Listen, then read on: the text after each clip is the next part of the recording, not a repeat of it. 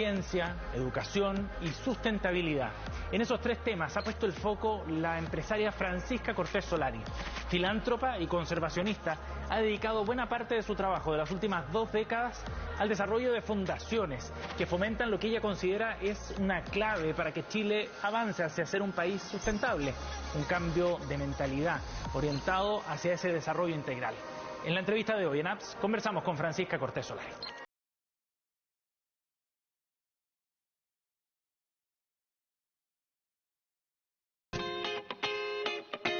Francisca, muchas gracias por estar con nosotros aquí en APS. Gracias. Gracias por acompañarnos. Francisca, es interesante tu perfil, porque tú vienes de un mundo empresarial, de cierto recorrido familiar y de tu vida empresarial, sin embargo, tú eres conservacionista y así te defines también. ¿Cómo se logra ese cruce entre estos dos mundos?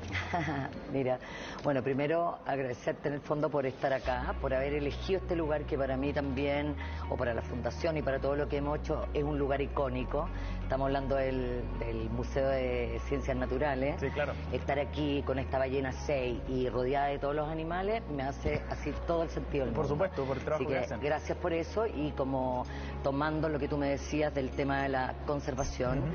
A ver, bueno, yo creo que hay múltiples factores, y primero creo que tiene que ver con un factor individual o familiar, diría, donde uno decide y quiere también aportar de alguna forma a tu país, y creo que la conservación en algún momento o hoy en día es una de las cosas que necesitamos hacer, y que no es fácil tampoco encontrar personas que hagan conservación. Tú hablas de un cambio de paradigma. ¿Cuál es ese cambio? A ver, ese cambio, cuando uno habla de un cambio de paradigma, habla de un cambio total. Eso quiere decir de que nosotros como humanidad tenemos que pegarnos un salto, o transformarnos, o elevar nuestra conciencia a otro nivel. Que eso quiere decir de que ya no podemos seguir viviendo bajo el mismo modelo, porque el mismo modelo no hay una relación entre lo que estamos consumiendo como humanidad y los recursos naturales que hay.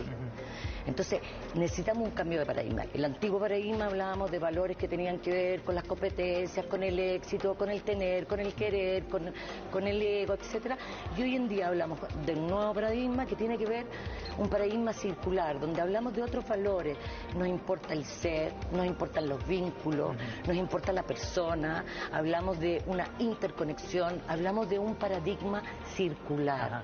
Ahí llegamos a un punto que es súper bonito lo que estamos hablando. Sobre todo porque en APS estamos visibilizando un cambio también que se está dando a nivel empresarial, ¿no? En nuestro programa lo que hemos hablado precisamente de empresas que están naciendo con un propósito distinto y que tienen quizás esa mirada que tú estás tratando de recoger en el cambio de paradigma.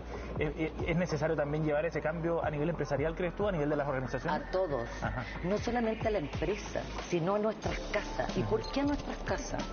Porque en la medida que yo me hago cargo de mi casa, y que en el fondo mi casa está bien, soy de alguna manera responsable con mi casa, con mi familia, tengo vínculos sanos, eso mismo yo lo llevo a la oficina, eso mismo es lo que me transforma, eso mismo es lo que me hace cambiar el paradigma. Por eso es muy importante también en esto, es reeducarnos o volver a reconectarnos con eso que nos desvinculó con la tierra. En algún momento de la historia hubo una desvinculación, diríamos entre lo femenino, lo masculino, o en la época de Descartes, en el fondo, que se disocia la ciencia con la espiritualidad. Yo creo que desde ahí viene como un gran cambio de la humanidad.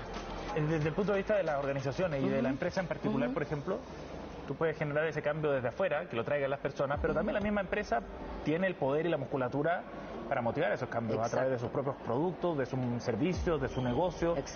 ¿Tú crees que es factible hoy día, y ves que las empresas además, sobre todo las jóvenes y las startups que están haciendo, lo tienen más incorporado eso? Sí, de todas maneras, de todas maneras. Y yo diría que también hay muchas empresas que a lo mejor no nos damos cuenta, pero que sí están incorporando medidas de mitigación de carbono en su empresa. Aparte que es algo que va a venir. Es decir, cómo nosotros emitimos una cantidad de carbono y cómo nosotros nos hacemos cargo, no solamente de acompasar, porque eso sería injusto, pero cómo nos hacemos cargo de devolver más de lo que recogimos. Y ese es el tema. Francisca, tú estuviste en la COP27 en Egipto recién, sí. Y en una conversación con el diario financiero tú decías que echabas de menos de alguna manera que hubiera más empresas ahí, que estuvieran ahí en esas instancias también. ¿Por qué? Yo siempre hablo del triángulo virtuoso entre la sociedad civil, pública y privada. Creo que en la medida que este triángulo virtuoso pueda trabajar en conjunto, vamos a llegar y vamos a poder cumplir objetivos. Entonces sí quiero, como cuando yo digo deberían haber, es porque yo quiero motivar a otros empresarios de que sí a lo mejor se expongan, que sí tengan, porque finalmente yo como filántropa también tuve que exponerme, tuve que elegir exponerme para poner un discurso. Entonces el llamado es a que los empresarios se expongan más, que muestren lo que están haciendo también y que se interesen en el fondo. ¿Y por qué es necesario eso? ¿Para contagiar a otro? ¿Para movilizar a la acción? Exactamente, para movilizar, para incentivar de que hoy en día las empresas también en el fondo cuando están mitigando carbono también tienen una ganancia en cuanto al valor, a la ética, a la moral, a lo que corresponde hoy en día. A lo mejor hoy día no podemos ganar como lo que ganábamos antes, pero sí a lo mejor vamos a tener que bajar todos. Pero no son algunos, somos todos finalmente. Eso de todas maneras significa un cambio cultural de la forma de hacer empresa bien relevante, ¿no? Sí, obvio. Venimos de décadas en lo que manda es ganar más, obvio, o responder a los accionistas, a los inversionistas, etcétera. Exacto. Por eso yo digo que esto también es un cambio personal. No solamente tiene que ser un cambio como institucional impuesto, porque cuando el cambio realmente viene de la persona y tú quieres ayudar y tú quieres hacer algo por tu país, por la comunidad, es distinto. ¿Cuán relevante es ese proceso en función de la experiencia también que han tenido con la Fundación en 20 años? El proceso de educar a la gente en este objetivo de cambiar el paradigma o de reconectarse con nuestro entorno de una manera distinta. Bueno, creo que para nosotros ha sido desde que partimos hace 20 años, siempre nuestra educación tenía que ver con que era importante estar en la naturaleza. Y como te comentaba en un momento, cuando se disoció en el fondo el ser humano, la ciencia con la espiritualidad, para mí en la naturaleza está la espiritualidad y está la respuesta de todo. Y vamos a encontrar todo. Todas las respuestas del universo están ahí. Creo que hoy en día también tiene mucho más valor ser un apicultor, por ejemplo. Sí, claro. Tiene mucho valor el poder ser un geólogo. Tiene mucho valor el ser un científico. Tal vez antiguamente la ciencia no estaba tan motivada como lo que es hoy en día.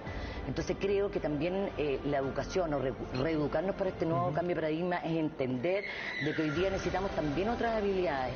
Y dentro de las habilidades tiene que ver que hoy en día es el éxito, pero calidad de vida también. Y hoy en día creo que las personas también están buscando más calidad de vida. Y eso tiene que ver también con el pasar a un nuevo paradigma.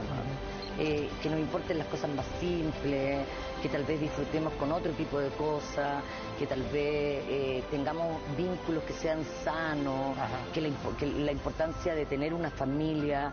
Entonces es importante que tus relaciones estén sanas, en todo sentido. Con todas tus relaciones. Cuando hablamos de todas nuestras relaciones, no solamente en la relación con los otros, sino en la relación con los animales, la relación con el planeta. ¿Cómo está nuestra relación? ¿Cómo no está nuestra relación con la espiritualidad? Ahora, eso requiere definir de alguna manera un propósito de vida, ¿no? Una misión quizás también, porque uno ve mucho de eso en las nuevas empresas precisamente, ¿no? Donde está más asentado eso, más desarrollado, y porque está en el origen de esos mismos proyectos. Claro. A ver, yo creo que hay un propósito que es importante destacar que sea individual. Entonces, claro, y eso creo que es el propósito es individual, y ese es como un poco el antiguo paradigma. ¿Cómo pasamos a un propósito que sea colectivo? Que no solamente está bien, tú puedes tener propósitos individuales, pero cuando ya estamos en un estado de conciencia más alto, el propósito no es por el yo, no es para ti, sino que tú estás pensando en el colectivo, en los otros, en nosotros. Esa es la diferenciación, de pasar del ego al eco. Y eso es más fácil hacerlo, evidentemente, desde una organización en la que hay sintonía con esa misión y con ese sentido, ¿no? Exactamente. Obviamente las empresas, el buscar el sentido, los vínculos dentro de las empresas, dentro de las personas que trabajan, obviamente qué cosas hacen también los jefes en el fondo para poder darle mejor calidad de vida. Creo que ahí también hay filantropía. Es decir, cuando tú le das bienestar a tus trabajadores, tú estás haciendo un bien para tu país también, porque depende de la cantidad de trabajadores, la cantidad de familias también. Francisca, gracias por acompañarnos en Apps aquí en CNN. Gracias, muchas gracias.